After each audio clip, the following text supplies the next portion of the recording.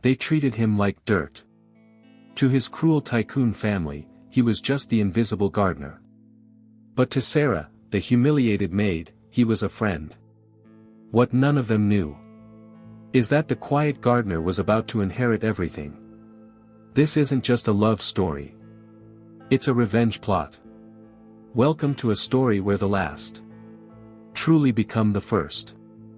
Where loyalty is tested, and greed is a weapon.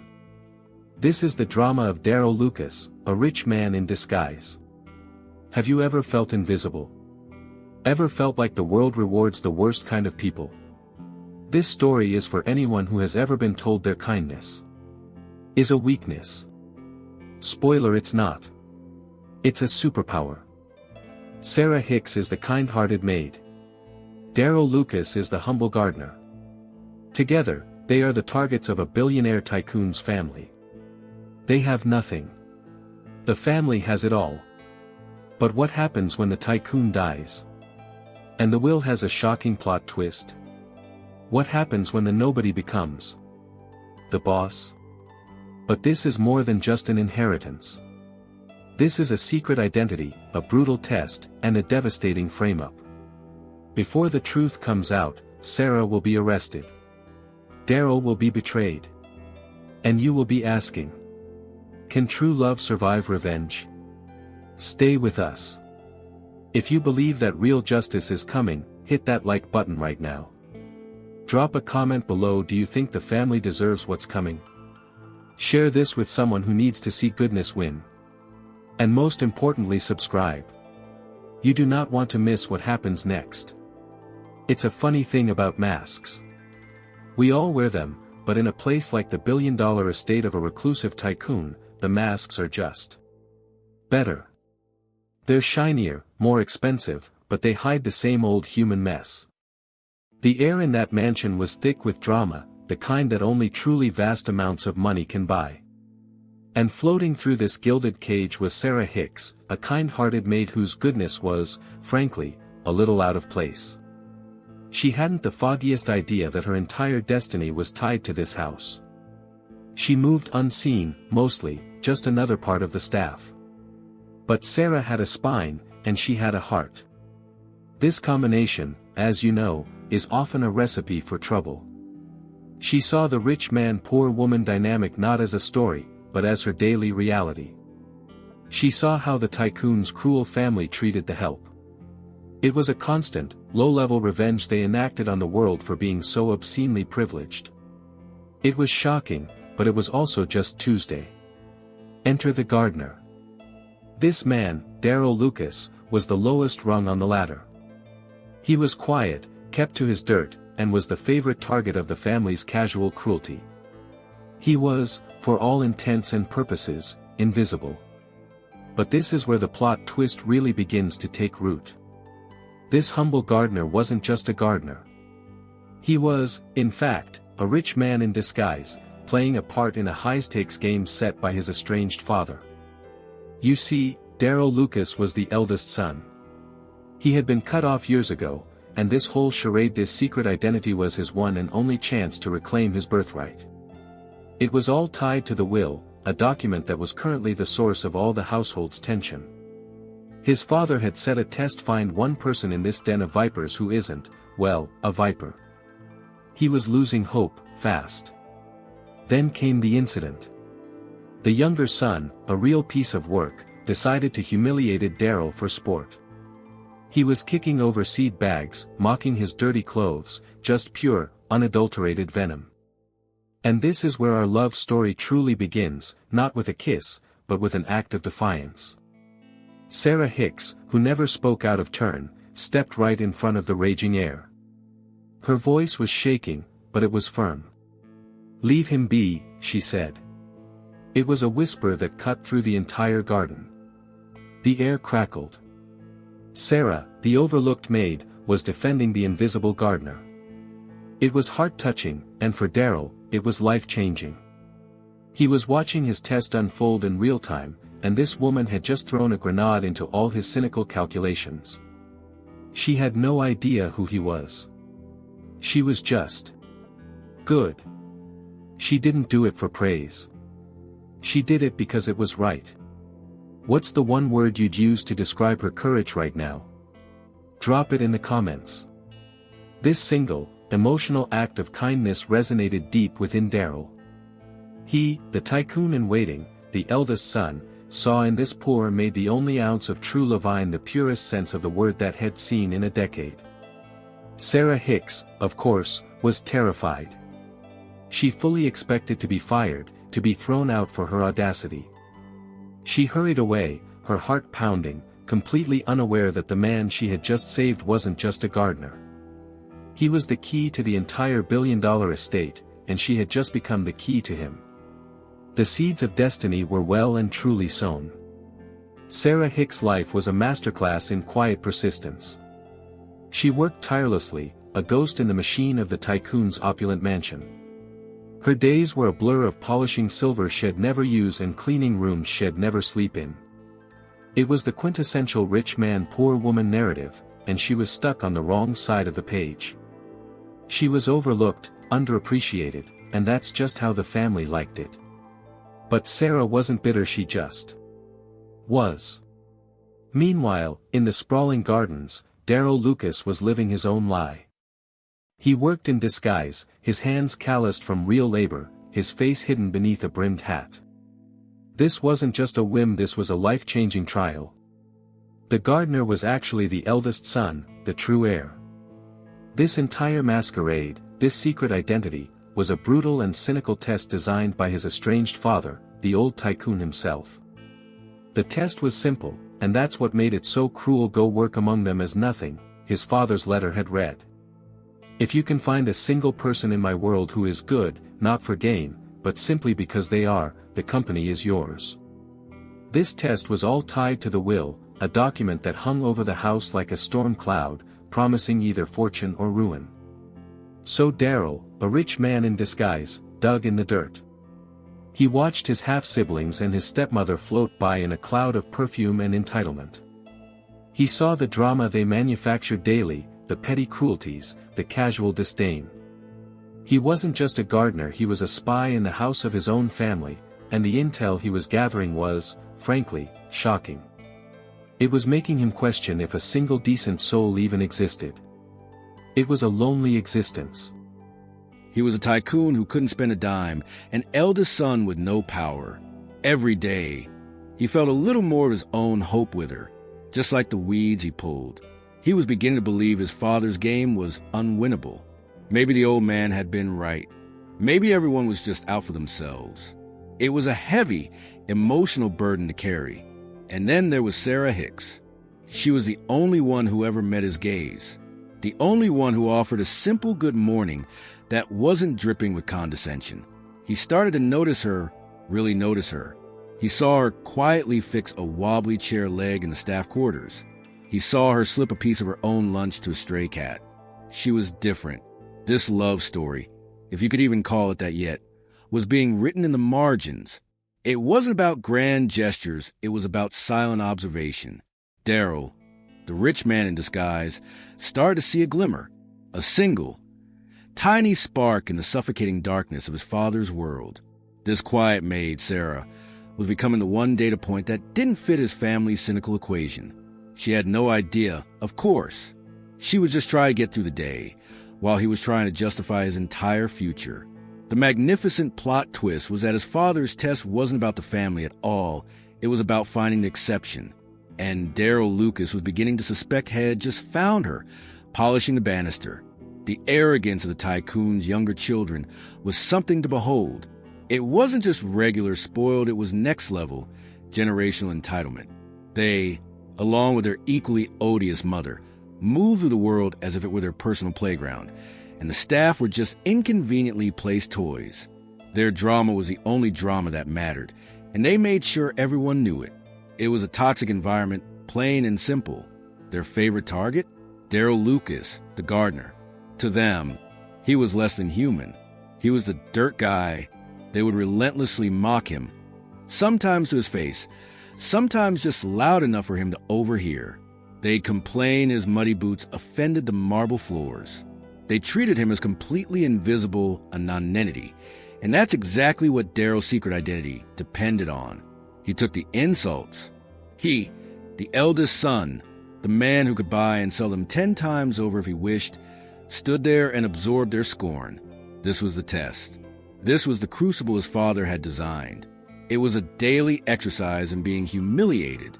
And every time it happened, a little more of his faith in humanity chipped away. He was a rich man in discus gasoline, and he was drowning in their filth. But then there was Sara Hicks. She was the exception. She was the one person in that entire, sprawling estate who showed him genuine kindness. It wasn't flashy. It was quiet.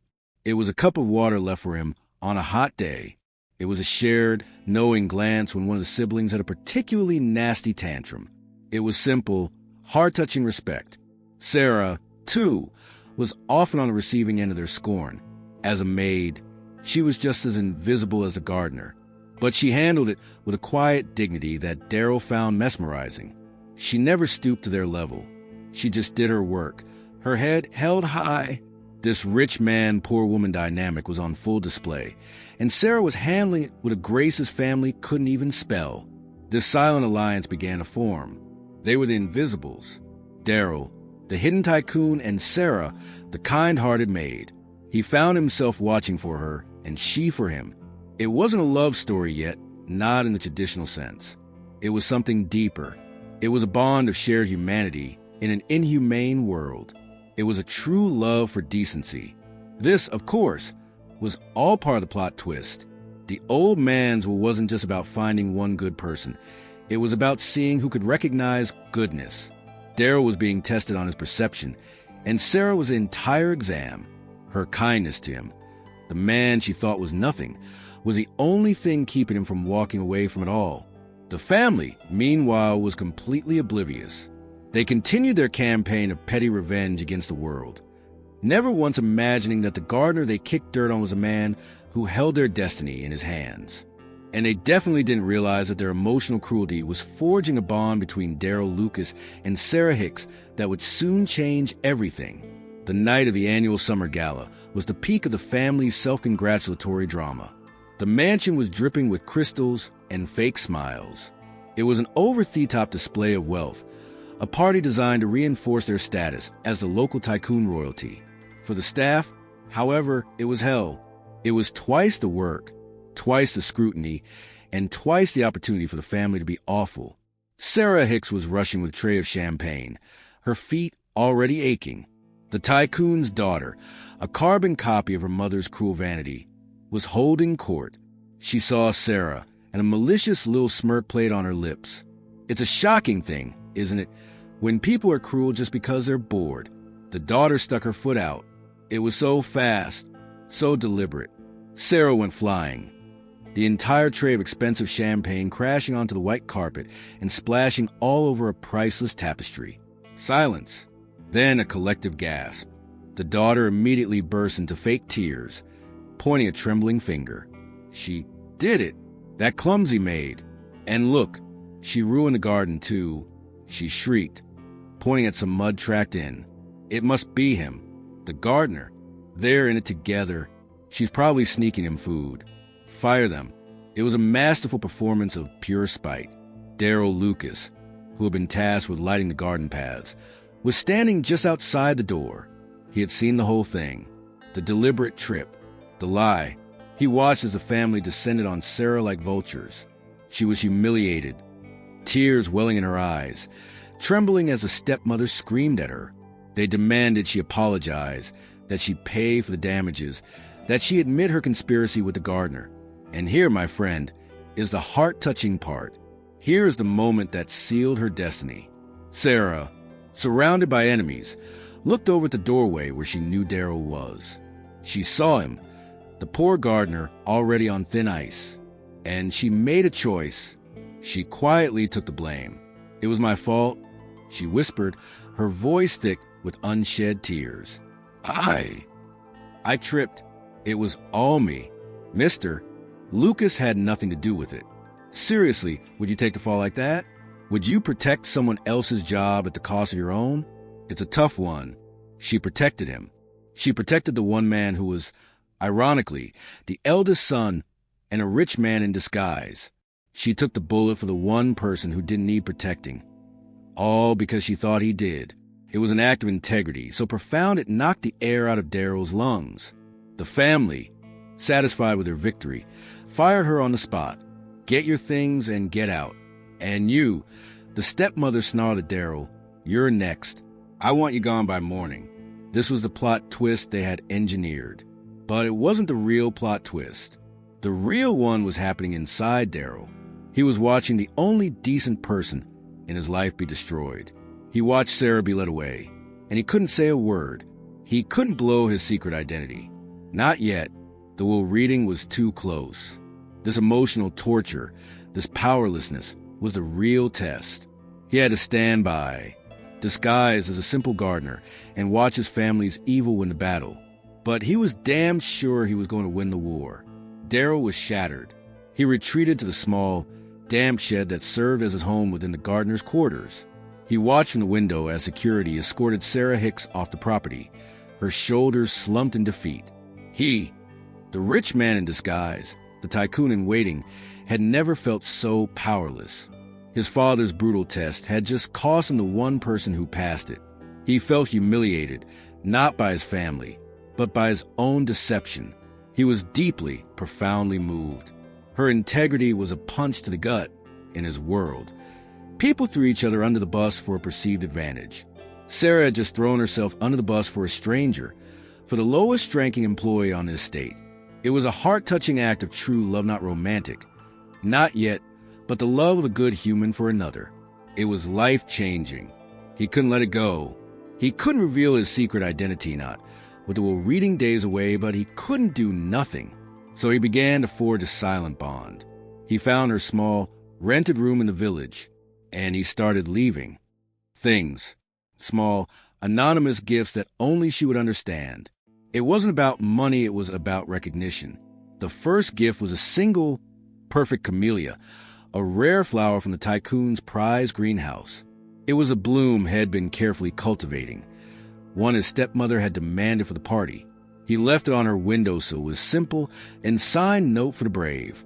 Sara Hicks, who was packing her bags, found it and just stopped. Who? A few days later, she found her broken bicycle, the one she used to ride to the mansion, sitting outside her door. But it wasn't ST broken anymore. The chain was oiled, the flat tire was patched, and the rusted handlebars had been scrubbed clean. This was the work of a gardener, the work of Darrell Lucas. She knew it instantly.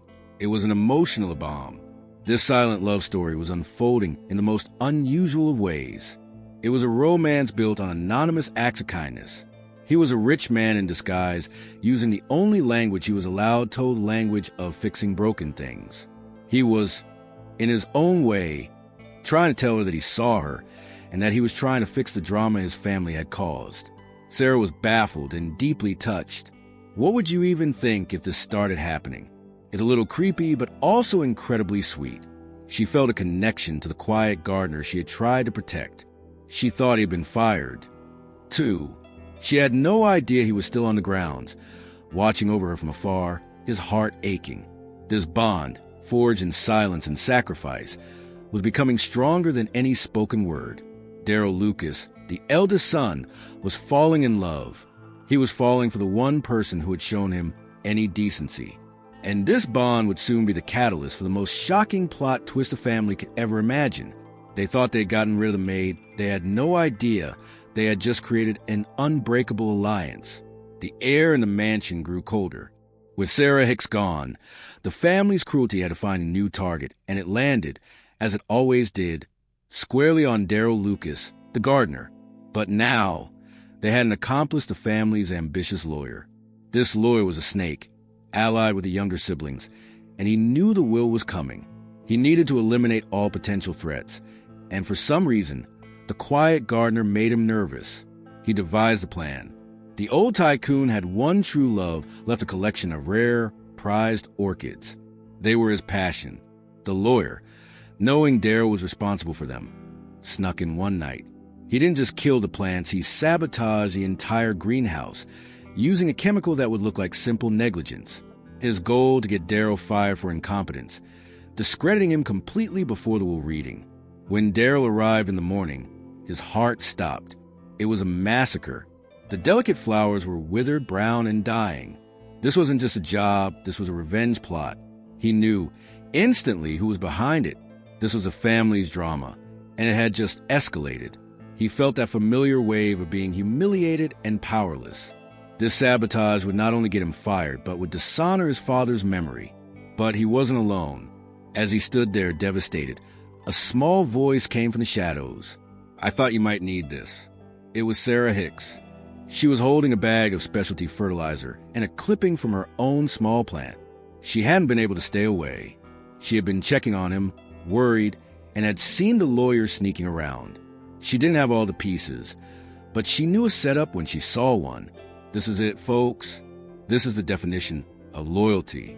She's risking trespassing charges to help him. Would you go back? This was the plot twist no one saw coming. The fired maid, returning to the scene of her humiliation. Together, in secret, they worked all night. It was a heart-touching display of solidarity. She, the kind-hearted maid, and he, the rich man in disguise. They were a team. Sara's quiet intelligence was on full display. "We can't save these," she said, touching a dead orchid, "but we can save the roots. If we repot them now, they'll survive." Healthy the effort. She wasn't just helping him fix the damage, she was helping him win the war. It was a life-changing moment for Darrell. As the sun began to rise, the greenhouse was, if not perfect, at least showing signs of hope. They had fixed the damage, documented the chemical burns, and preserved the precious roots. It was a silent, shared victory.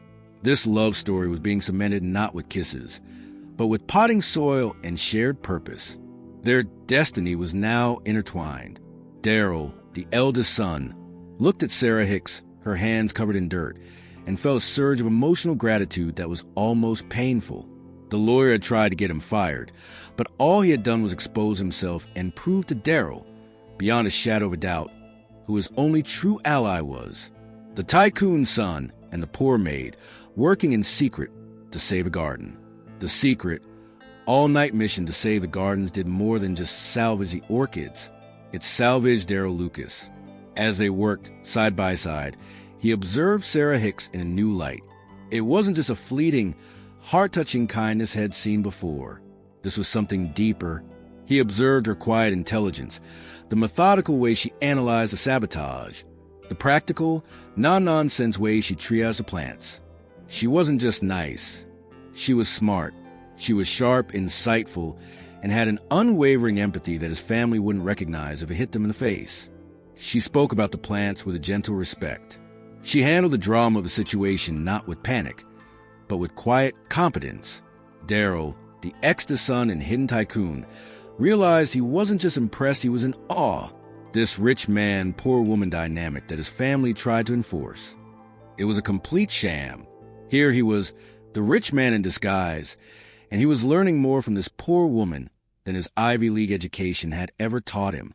She was, in every meaningful way, his superior. It was a shocking and humbling realization. He was living in his father's superficial world, a world of backstabbing, of revenge, of people who had humiliated others for sport. And into this world walked Sara Hicks, a person of actual, tangible character.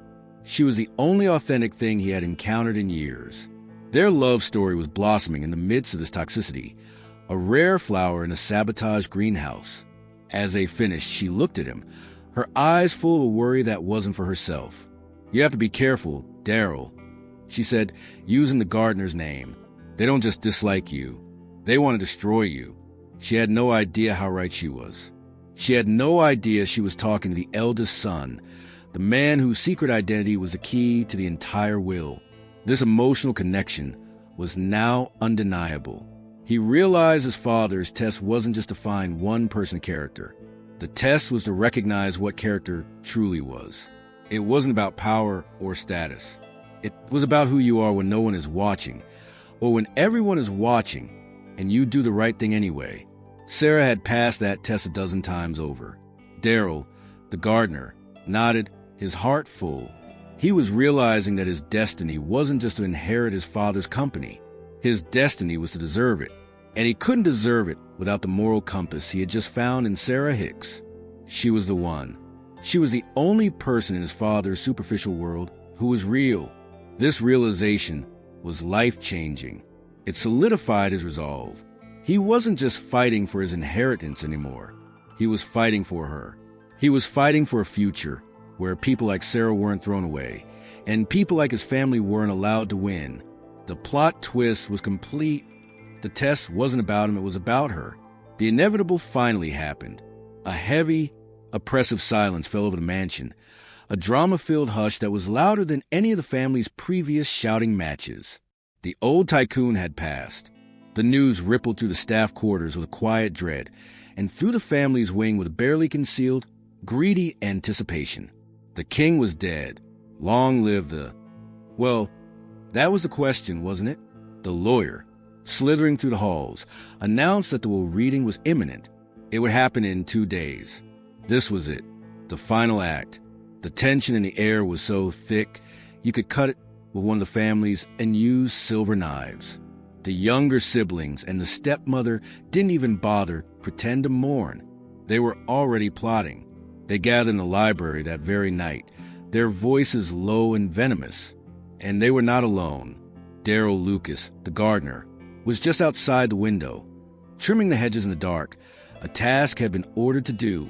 He was the invisible man, and they had forgotten he existed. He heard every single word. It was a shocking display of greed. As soon as that was read, his stepmother said, her voice like ice, "We are cleaning house. The first to go are the worthless ones. That dirty gardener is gone before the sun sets. And I want to make sure that maid Sara Hicks is blacklisted from ever working in this town again." The plot twist they were planning was one of final, petty revenge. The younger brother laughed. Good riddance. They were always skulking around together, probably stealing from us. This gave the stepmother a dark, terrible idea, a truly life-changing one. They weren't just content to throw them out. They were going to humiliate them on the way out the door. They were going to destroy them. Darrell, the rich man in disguise, felt a cold fury settle in his stomach. This wasn't just about an inheritance anymore. This was about justice. His secret identity was burning a hole in his chest. He, the eldest son, was being forced to listen as they plotted to destroy the only good person he had ever met, Sara Hicks. He had to warn her. He had to do something. But what? If he revealed himself now, he would forfeit everything. The tycoon's will was specific. The test was valid until the moment the will was read. He was trapped, forced to play the part of the lowly gardener until the very last second. His destiny was balanced on a knife's edge. He watched them toast their future success with his father's best brandy. They were so confident. They were so sure they had won. They had no idea who was standing in the garden. They had no idea about the love story that had been quietly blooming. And they certainly had no idea that their plot to throw out the worthless maid and the dirty gardener was about to backfire in the most emotional and spectacular way imaginable. The night before the will reading was the darkest. The family's plot, hatched in the library, was now in motion. It wasn't enough to fire Sara Hicks, they had to bury her. The furious siblings, desperate to sever any and all loose ends, decided to frame her. And to make it stick, they would frame the gardener, Darrell Lucas, right along with her. It was their final vicious act of drama. The stepmother, cold and calculating, provided the bait. It was a tycoon's favorite gold watch, an item the eldest son instantly recognized.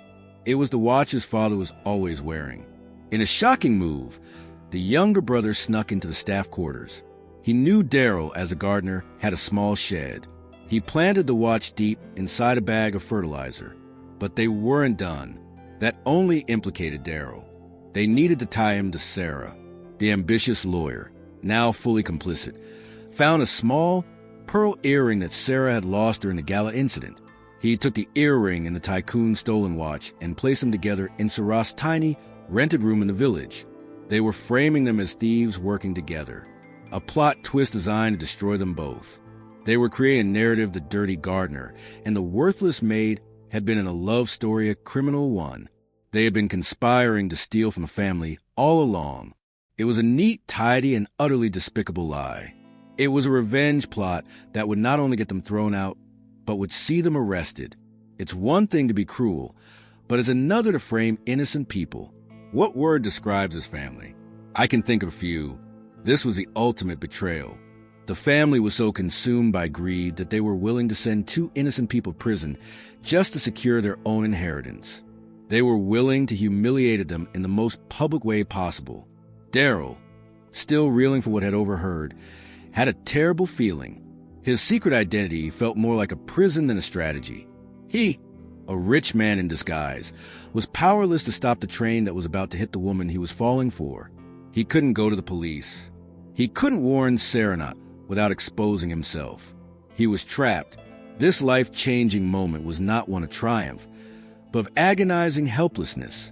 He, the true heir, the eldest son, was forced to watch as his wicked family laid a trap for the only person who deserved any of inheritance. The will reading was just hours away. He didn't know what they had done, exactly. He just knew it was bad.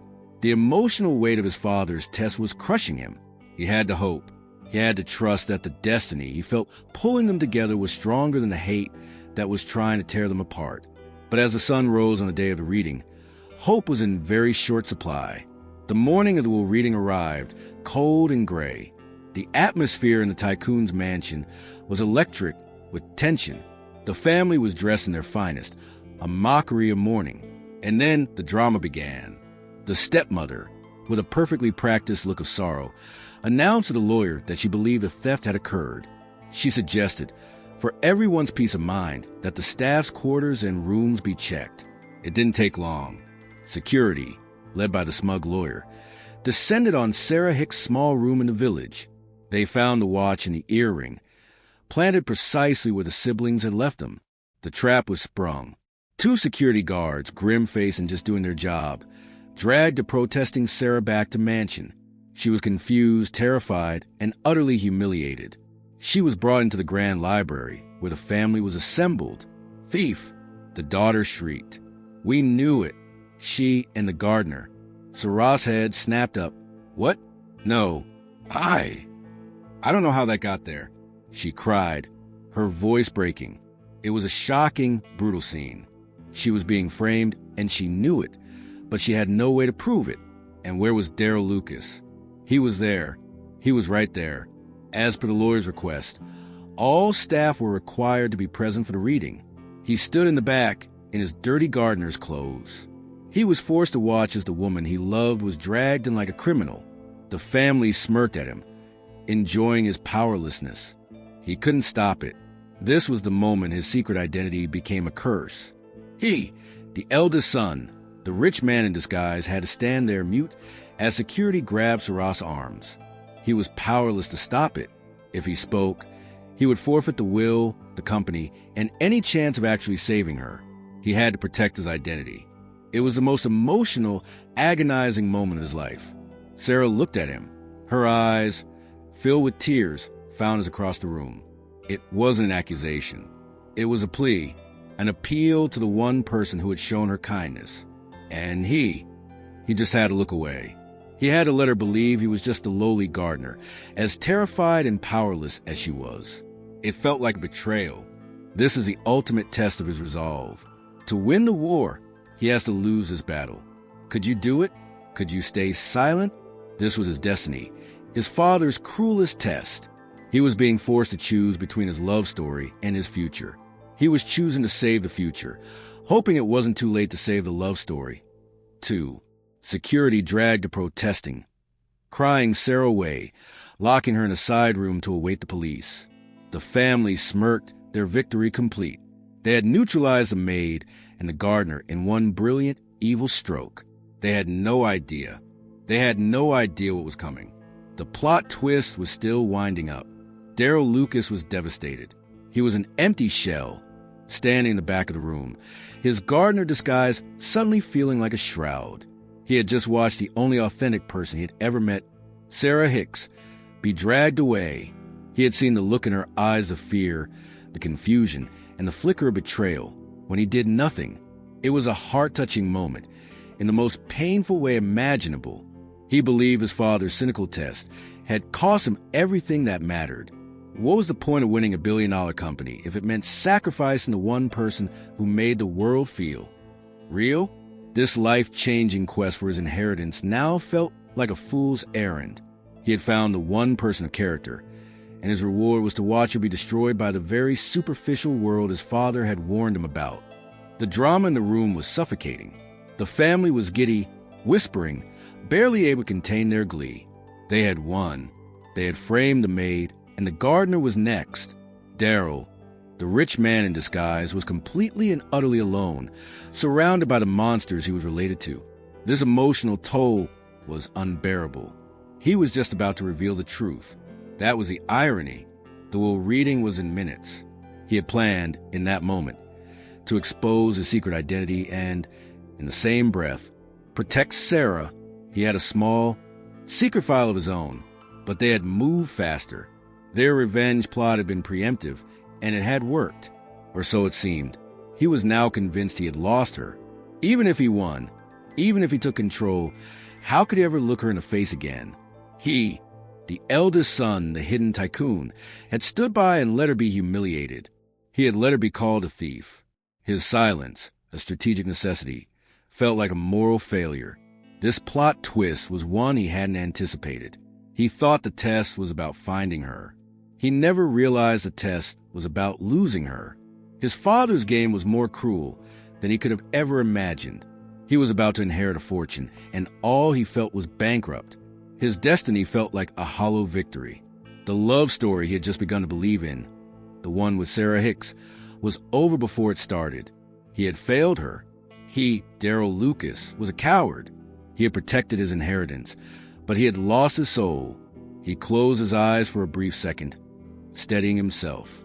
The lawyer was tapping on a glass, calling for attention. It was too late to save his true love.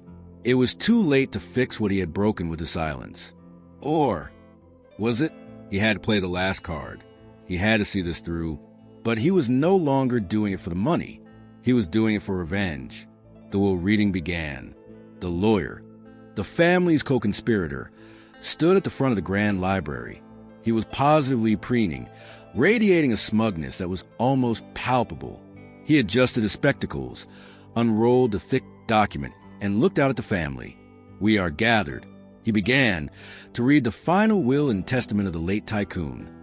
The drama was at its peak. The younger siblings were leaning forward, practically vibrating with greed.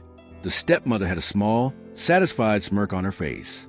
Darrell Lucas, the gardener, stood in the back, his heart a cold stone in his chest. He was just waiting for the farce to play out. The lawyer, after reading a few token bequests to distant charities, got to the good part. He cleared his throat. "To my younger children," he read, "and to my wife," he paused, smiling at them, "that I leave the entire mansion, the surrounding grounds, and all property within the collective." Joyful gasp erupted from the siblings. They did it. They had won. The daughter burst into real tears this time. Tears of joy. The son was pumping his fist. The stepmother closed her eyes, a look of beatific victory on her face. They had secured the house. They had beaten the eldest son. They didn't even know it was there, and they immediately turned as one. To look at Darrell in the back, their eyes were triumphant, filled with hate and revenge. "Get out," the younger son mouthed. "You're done." They had won their life-changing prize. They were the masters of the estate. This plot twist, this first one, was exactly what they had paid for. The lawyer was smirking, enjoying an emotional outburst. He let them celebrate. He let them believe they had won. He, of course, knew there was more to the will, but he was enjoying this moment, lording his power over them all. Darrell, the rich man in disguise, didn't even flinch.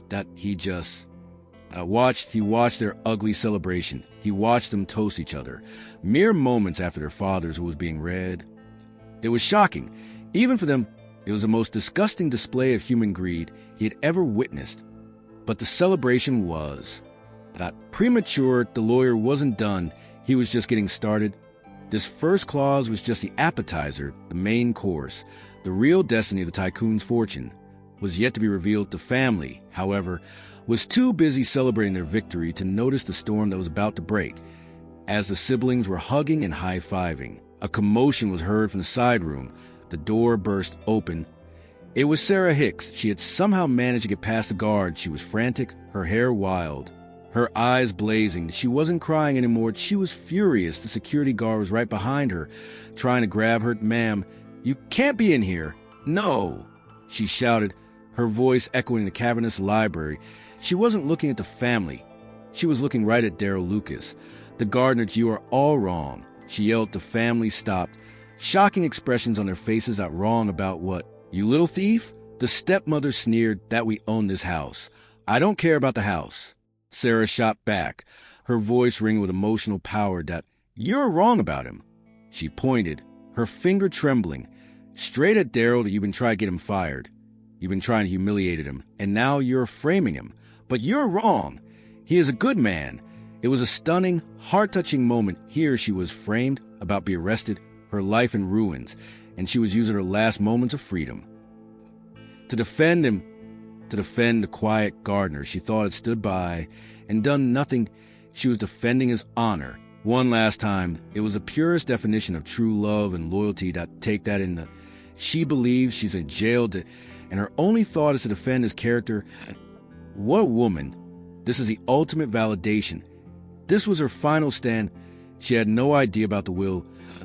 She didn't care about the money. She cared about the truth, and she cared about the one person who had shown her a spark of kindness.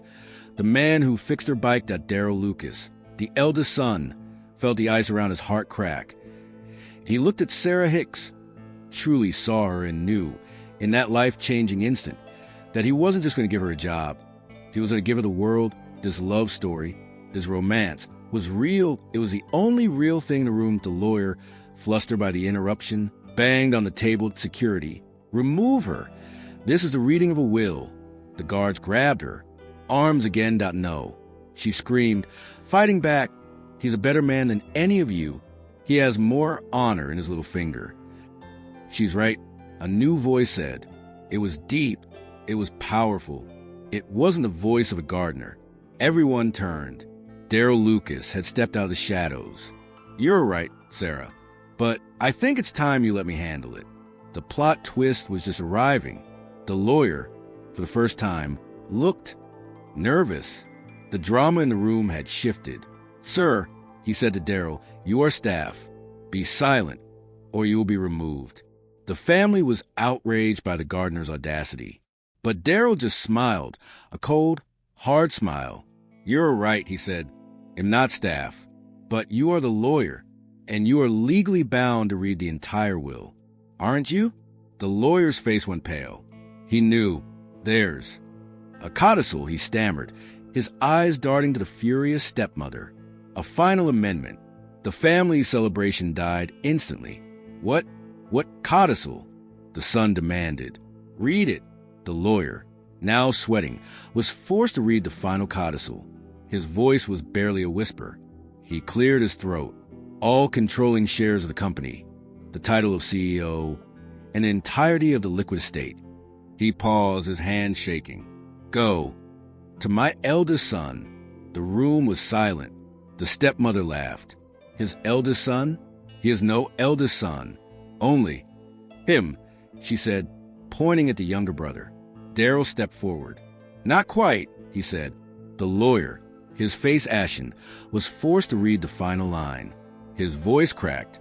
"Whom you all know as our gardener, Darrell Lucas." The silence was deafening. You could have heard a pin drop. It was the most shocking, perfect, life-changing plot twist imaginable. The family's faces. Oh, it was a masterpiece. Their jaws were on the floor. They were looking at the gardener, and then at the lawyer, and back at the gardener. It was a cascade of disbelief, turning to horror. The rich man, poor woman narrative had just been flipped on its head.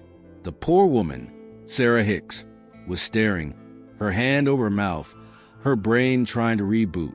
The rich man in disguise was Darrell. This was his destiny. This was the culmination of his father's cruel, brilliant test. The secret identity was finally shed. Darrell Lucas, the eldest son, the new tycoon, had arrived.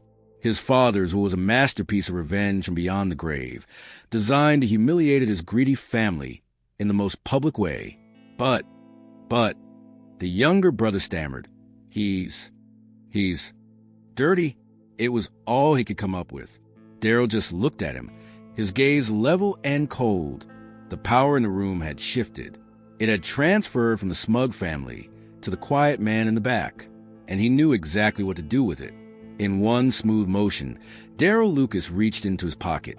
He wasn't reaching for a gardening tool. He pulled out a small, sleek smartphone.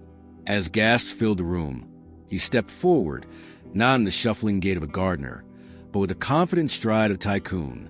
He was wearing a sharp, custom-tailored suit. Wait, what? No. He was still in his dirty clothes. But as he moved, it was as if the suit was already there. His presence had changed. Release her, he said. His voice was not a request. It was an order. The security guards, instinctively recognizing a new authority, let go of Sara Hicks' arms. She stumbled slightly, her eyes locked on Darrell, her mind reeling from the shocking reveal. He was the eldest son? This is absurd. The stepmother shrieked, finding her voice. He's nobody, and she is a thief. We have proof. Do you? Darrell replied, his voice dangerously calm. He tapped his phone. Because I have proof, too. He turned to a large television screen on the library wall, one the family used for their movie nights. I had the displeasure of overhearing your little plot in the library. He airplayed a file. It was a secret video. The plot twist. The invisible gardener had been recording. The video, grainy but clear, showed the siblings and the lawyer. It showed them planning the watch. It showed them discussing a revenge plot. It showed the entire frame-up. It was undeniable. The family's faces turned from shock to sheer, unadulterated terror. This was life-changing. This was the drama to end all drama. Darrell, the rich man in disguise, had been one step ahead all along. His father's what gave him the power, but his own planning gave him the justice. He had been forced to be powerless, but he had never been idle. He ordered security to hold his siblings. Don't let them leave.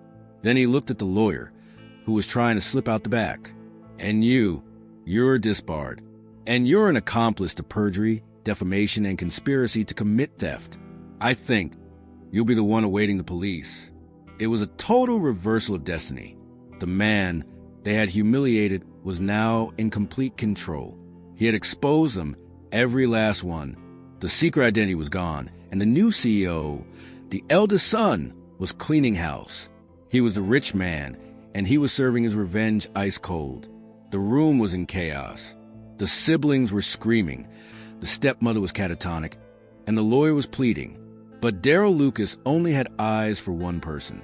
He walked past the wreckage of his family, his gaze locked on Sara Hicks.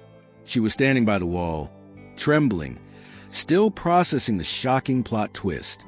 He, the gardener, was a tycoon, the eldest son. He stopped in front of her. The emotional weight of the last few months to test, the lies, the secret identity came crashing down. He, the rich man, had never felt more like the poor gardener than in this moment. He was vulnerable.